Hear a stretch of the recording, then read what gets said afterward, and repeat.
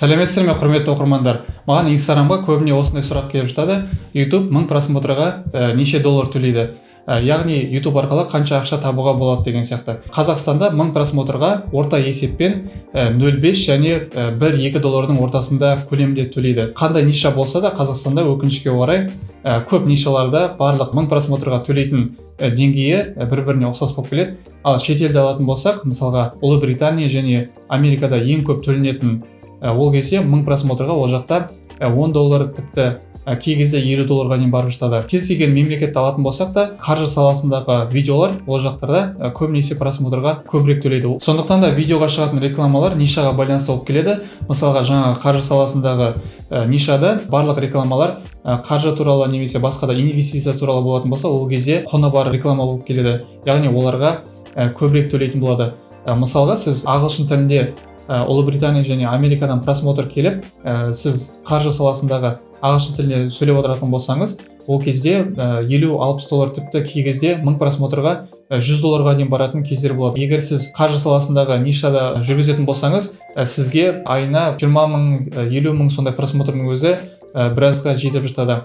Ал кейбіреулерінде мысалға салыстыратын болсақ, Қазақстанда орташа есеппен 1 миллион просмотрға 300-400 доллар түсіп отырады. Ал егерде сол 1 миллион просмотр Америкадан немесе Ұлыбританиядан болатын болса, ол кезде сізге орташа есеппен 1000 доллар немесе 1500 долларға дейін кетуі мүмкін. Тіпті одан да көп болуы мүмкін. Оны YouTube қалай төлейді десеңіздер, жаңа айтқанымдай, сізде қандай ниша болатын болса, дәл соған сәйкес рекламаны көрсетіп отыратын болады. Мысалға, көңіл көтеретін немесе образовательный каналдарда рекламалар әртүрлі шығуы мүмкін.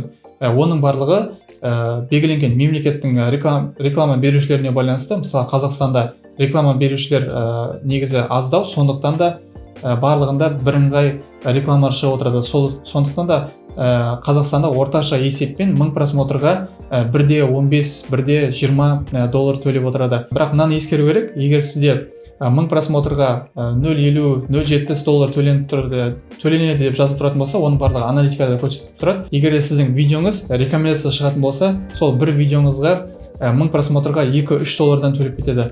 Қалған видеоларыңызда жаңағы 1000 просмотрға доход 0,5-0,7 болып тұратын болса, қалғандарында жаңағы рекомендация шығып жатқан видеоларыңызда 2-3 видео болуы мүмкін. Сол кезде 2-3 доллар немесе 4 долларға дейін кетуі мүмкін. Оның барлығы жаңа айтқанымызда YouTube-тың өзіне байланысты болып келеді.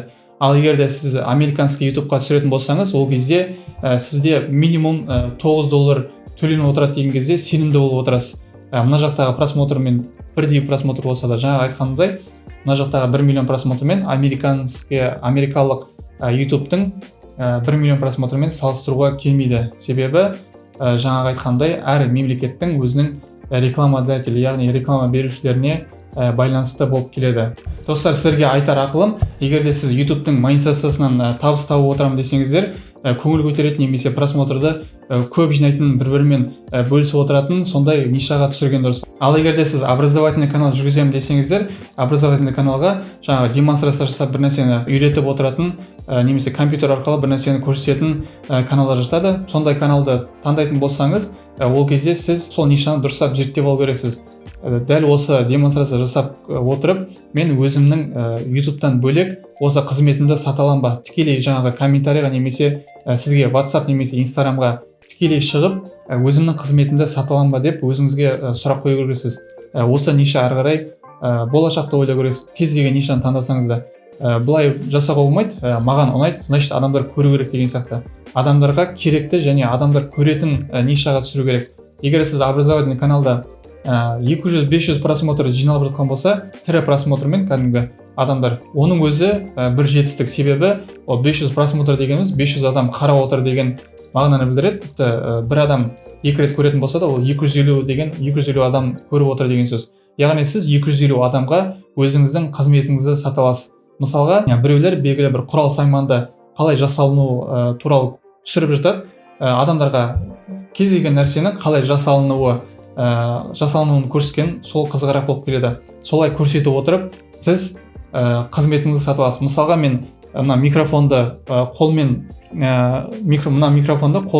құрастыратын болсам, осы кеткен металды жаңағы мына жақтағы сеткасын соның барлығын осылай жасадым деген сияқты соның бәрін көрсетіп отыратын болсам, ол видеода просмотры 100-200 жинау мүмкін, көп адамға қызық болмауы мүмкін, бірақ нағыз қызыққан адамдар мысалы осы микрофонды алу үшін, мысалы мен өзімде осы микрофонды алатын кезде жан-жақты қарадым, сапасы қандай, материалы деген сияқты, майысып қалмай ма деген сияқты, соның барлығын айтып отырып, сіз қызметіңізді сатып аласыз. Мысалға мына микрофонның бағасы 80 мың теңге.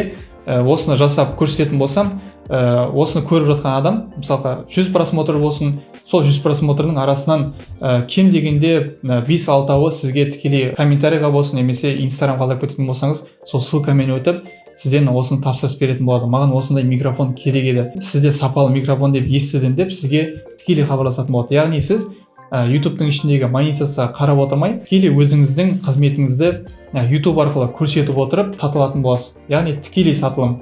Тіпті кейін 1000 подписчик және 4000 сағат жинап болғаннан кейін YouTube-тың өзіне де монетизация қосып, монетизациядан да табыс тауып отыратын боласыз.